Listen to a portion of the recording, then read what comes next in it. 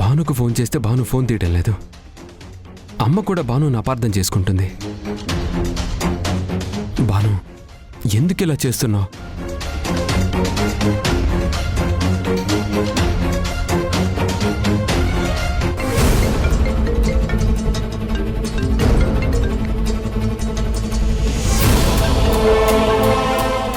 అయ్యయ్యో, కార్తిక్ గారు భాను మొబైల్కి ఫోన్ చేస్తున్నారు.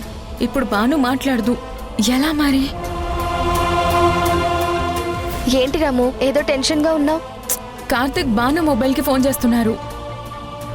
ఫోన్ లిఫ్ట్ చేయకపోతే అనుమానం వస్తుంది రాము. ఖచ్చితంగా మాట్లాడాలి. కానీ భానుకి ఇప్పుడు ఇవ్వలేం కదా, ఏం చేద్దాం? నేను ఇంట్లో ఉన్నానని తెలుసు కదా, ఇటు నేను మాట్లాడతాను. ఏంటి భాను, ఎన్నిసార్లు ఫోన్ చేసినా ఫోన్ లిఫ్ట్ చేయవేంటి? అమ్మ ఎంత అపార్థం చేసుకుంటుందో తెలుసా? కార్తిక్, నేను వైశాలిని. వైశాలి, భాను ఎక్కడ? అది చిన్న పని నుండి బయటికి వెళ్ళింది. ఫోన్ ఇంట్లోనే ఉంచేసింది. తను రాగానే నువ్వు ఫోన్ చేసావని చెప్తాను. అవునా? అందుకేనా నేను ఎన్నిసార్లు ఫోన్ చేసినా ఫోన్ లిఫ్ట్ చేయడం లేదు? ప్రాబ్లం ఏం లేదు కదా? చచ్చా, ప్రాబ్లం ఏముంటుంది కార్తిక్, అంతా మామూలే. భాను వచ్చాక నీకు ఫోన్ చేస్తాను. ఉంటాను, బాయ్. సరే వైశాలి. ఓకే, అమ్మయ్యా. వదిన గారి ఫోన్ వైశాలి దగ్గరుందా? తను ఇంట్లో ఉన్నానని అబద్ధం ఎందుకు చెప్పింది?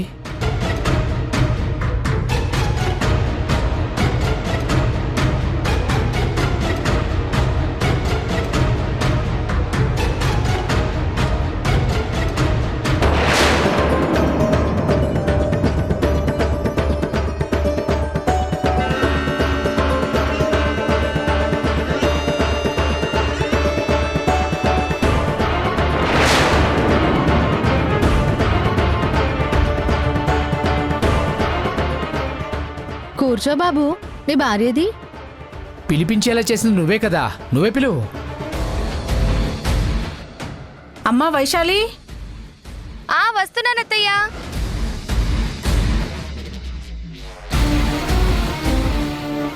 పార్వతీ పరమేశ్వరులాగా చక్కనైన జంట. ఈ పిల్ల నీ పక్కనుండగా ఏ గండం నీ దరికి రాదు. ఇంత పెద్ద పూజ కదా వైశాలి, వదిన గారిని కూడా తీసుకురావాల్సింది కదా. భానుకేవో పనులుంటాయి లేరా, మీరిద్దరు కూర్చొని పూజ చేసుకోండి. పర్వాలేదులేమ్మా, వైశాలి వచ్చేసింది, ఇంకా నాకేం కాదని ఈ అపరదేవత చెప్పింది కదా. ఏంటి అలా మాట్లాడుతున్నావు? ముందు పూజ చేయాలి, కూర్చోండి. అది సరే సోదమ్మా, ఈ సోది చెప్పడం ఎప్పటి నుంచి నేర్చుకున్నావు? పుట్టుకతో వచ్చింది బిడ్డ, పోయేదాకా నాతోనే ఉంటుంది. అంటే నాటకాలాడడం కూడా పుట్టుకుతూనే వచ్చాయా? ఏం మాట్లాడుతున్నావు? అమ్మకి కోపం వస్తుంది. మరి ఇన్ని తప్పులు చేస్తున్న మీ మీద అమ్మవారికి ఎంత కోపం రావాలి వదిన గారు?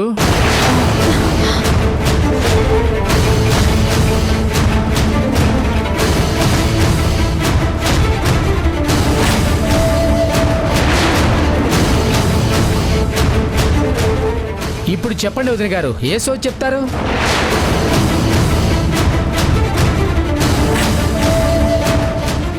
ఇంతవరకు మీరంతా గొప్పవాళ్ళు అనుకున్నాను. నా కష్టాన్ని చూసి సాయం చేస్తారని ఆశపడ్డాను, కానీ ఇంత మోసం చేస్తారని ఊహించలేకపోయాను. అది కాదురా. నువ్వు మాట్లాడకమ్మా. నీ కన్న కొడుకు కన్నా వీళ్ళు ఎక్కువైపోయారా? అప్పులు వాళ్ళకి సమాధానం చెప్పలేక నేను ఇన్ని ఇబ్బందులు పడుతున్నా అది నీకు అనవసరం. నీ కోడలొచ్చి ఇంట్లో ఉండాలి, నాతో కాపురం చేయాలి. అందుకోసం ఈ దొంగల బ్యాచ్తో నువ్వు కూడా కలిసావు.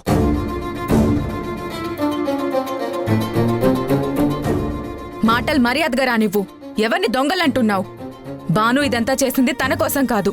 నువ్వు వ్యసనాలకి బానిసై ఊరంతా అప్పులు చేసి తప్పుడు మార్గంలో వెళ్తుంటే నిన్ను సరైన దారిలో పెట్టాలనుకుంది.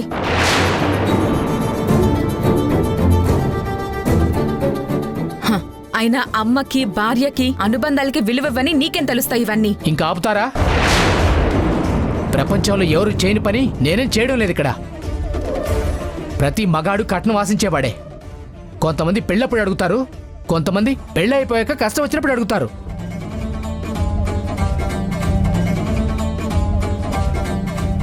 నా ప్రాణానికి పెద్ద ఆపద ఉందని అబద్ధం చెప్పి నన్ను వైశాలిని కలపాలనుకున్నారే, అది తప్పు కదా? ది గ్రేట్ ఊర్మిళాదేవి కోడలు గారు.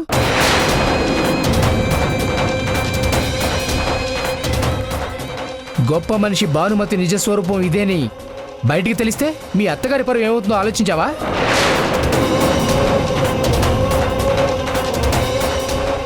ఎదుట వాళ్ళకి నీతులు చెప్పడం కాదు, ముందు మనం పద్ధతిగా ఉండాలి. ముందు మీరు అది తెలుసుకోవాలి. మర్యాదగా ఇక్కడి నుంచి వెళ్ళండి, లేదంటే ఇక్కడ జరిగిందంతా మీ ఇంట్లో చెప్పాల్సి ఉంటుంది.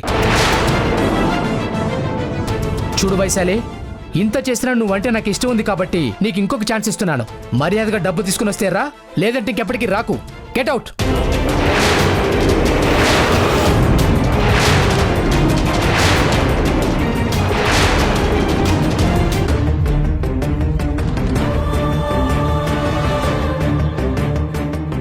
సారీ పేదనన్న, మీరు బాధ్యతగా నా పెళ్లి చేశారు.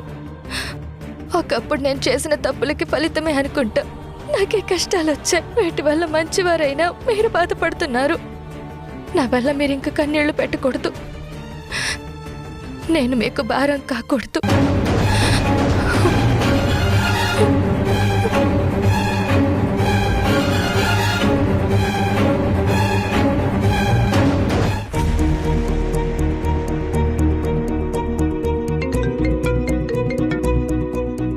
అన్నయ్య, ఎలా ఉన్నావు బాను?